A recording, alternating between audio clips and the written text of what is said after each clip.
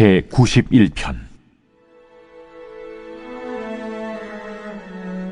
지존자의 은밀한 곳에 거주하며 전능자의 그늘 아래 사는 자여, 나는 여호와를 향하여 말하기를 그는 나의 피난처요 나의 요새요 내가 의뢰하는 하나님이라 하리니, 이는 그가 너를 새 사냥꾼의 올무에서와 심한 전염병에서 건지실 것이미로다. 그가 너를 그의 깃으로 덮으시리니 내가 그의 날개 아래에 피하리로다.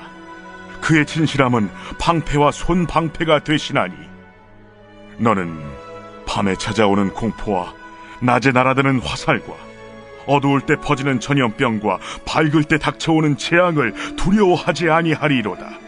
1000명이 내 왼쪽에서 10,000명이 내 오른쪽에서 엎드러지나 이 재앙이 내게 가까이 하지 못하리로다.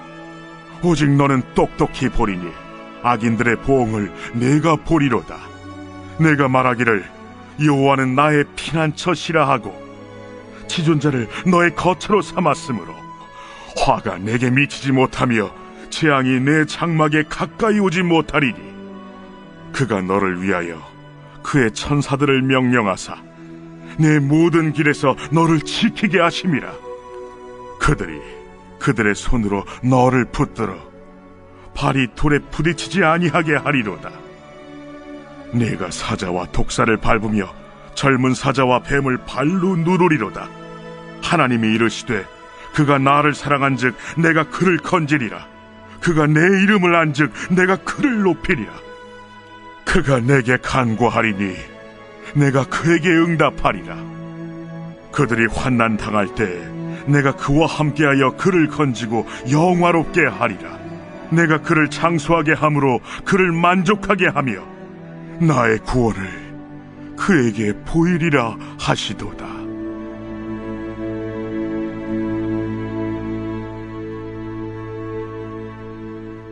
오늘 시편 91편의 말씀을 통해 얻을 수 있는 귀한 보물은 기도에 관한 가르침일 것입니다.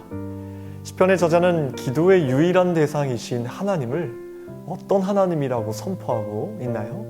1절 말씀에 전능자의 그늘 아래에 사는 자여 라는 표현을 통해 저자는 하나님을 전능자라고 믿고 있습니다. 이 전능하신 하나님은 히브리어로 엘샤다이입니다.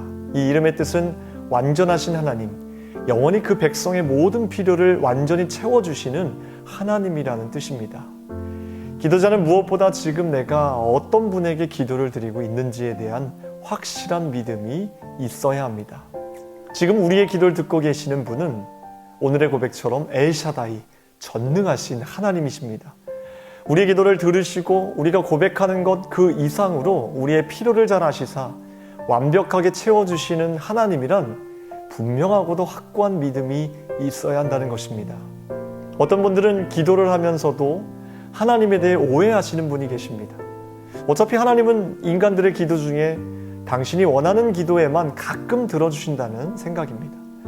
어차피 모든 일이 우리의 기도와 무관하게 될 대로 된다는 개념은 하나님을 진심으로 믿는 많은 이들의 생각을 사로잡는 망령입니다.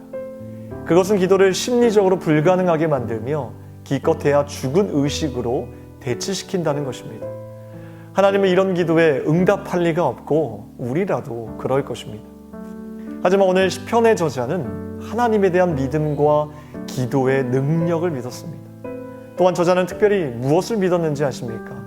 자신의 건강을 지켜주시고 질병으로부터 보호하신다는 하나님의 약속을 믿었습니다. 바로 치유에 대한 믿음이 있었다는 것입니다. 3절 말씀에 그가 너를 새 사냥꾼의 올무에서와 심한 전염병에서 건지실 것이미로다.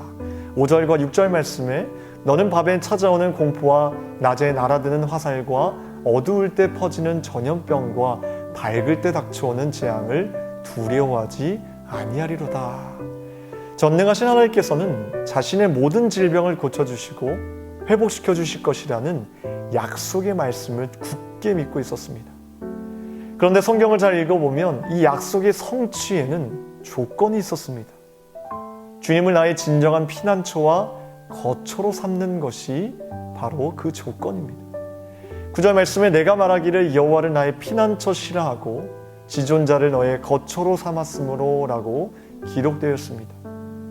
우리가 진정 주님을 피난처와 거처로 삼아 주님께 우리의 모든 염려와 의심과 내 모든 노력과 의지를 내려놓고 맡길 때 그때 하나님의 특별하신 보호하심과 인도하심과 공급하심을 경험하게 될 것이라는 겁니다. 여러분, 하나님께서는 무한한 자원이 있습니다. 우리의 필요한 모든 것을 공급하실 만한 충분한 능력과 자원이 그분께 있다는 것입니다. 우리가 만약 그리스도와 함께 있는 정도가 아니라 아예 그분 안에 있는 것 같은 경험을 하게 된다면 그분이 주시는 자원이 얼마나 크고 놀라운지를 깨닫게 될 것입니다. 오늘 91편의 말씀 후반부를 보면 참 놀랍게도 저자의 기도에 대한 하나님의 응답의 말씀이 이어졌다는 것을 알 수 있습니다. 다른 시편의 말씀도 이러한 하나님의 응답이 있을 수도 있겠지만 저로서는 참 놀라웠습니다. 하나님께서는 오늘 말씀을 통해 기도가 무엇인지 깨닫게 해주는 대목입니다. 최고의 기도는 대화의 기도이지 독백이 아니라는 것입니다. 기도의 대상은 언제나 전능하신 하나님 한 분이시고 그 하나님은 우리의 기도에 반드시 응답하신다는 것을 깨닫게 해주시는 말씀입니다. 저자의 기도에 하나님은 갑자기 그 기도에 개입하셔서 이렇게 말씀하시는 것입니다. 14절 말씀에 하나님이 이르시되 그가 나를 사랑한즉 내가 그를 건지리라. 그가 내 이름을 안즉 내가 그를 높이리라. 15절 말씀에 그가 내게 간구하리니 내가 그에게 응답하리라. 그들이 환난 당할 때에 내가 그와 함께하여 그를 건지고 영화롭게 하리라. 내 기도에 대답만 해주셔도 감사한데 그분의 말씀은, 그분의 응답은 내가 널 건지겠다, 응답하겠다, 환난 당할 때에 구원하시고 영화롭게 하겠다는 약속의 말씀까지도 주셨다는 것입니다. 물론 저자는 하나님께 아무런 환난이 없는 인생을 약속받은 것은 아니지만 어떤 경우라도 어떤 문제라도 나에게 간구할 때 그 속에서 건지고 영화롭게 하실 것을 약속받은 것입니다. 약속하신 겁니다. 내 기도가 아무것도 변화시키지 못할 것이라는 생각은 잘못된 생각입니다. 오늘의 말씀뿐 아니라 우리의 잘못된 생각을 바꿔줄 만한 장면들이 또 있습니다. 모세가 시내산에서 10계명의 첫 돌판을 받고 있는 도중에 발생한 이스라엘의 그 반역 사건 직후에 펼쳐진 장면을 떠올려 봅시다. 마음이 다시 이집트로 돌아선 이스라엘 백성은 금송아지 우상을 만들어 숭배하며 한바탕 난장판에 걸렸습니다. 그러자 하나님은 모세에게 그들을 진멸하시고 모세를 통해 내가 새 나라를 세우겠다고 말씀하셨습니다. 이 대목에서 모세의 반응을 보십시오. 모세는 그 즉시 하나님을 설득합니다. 굉장히 충격적인 장면입니다.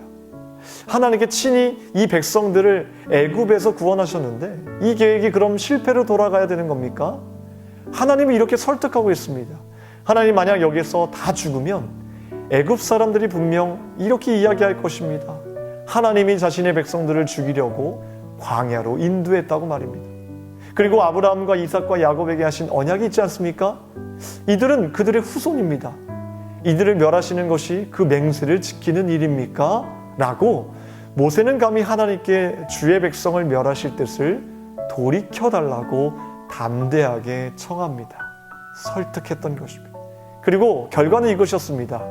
여호와께서 뜻을 돌이키사 말씀하신 화를 그 백성에게 내리지 아니하시니라.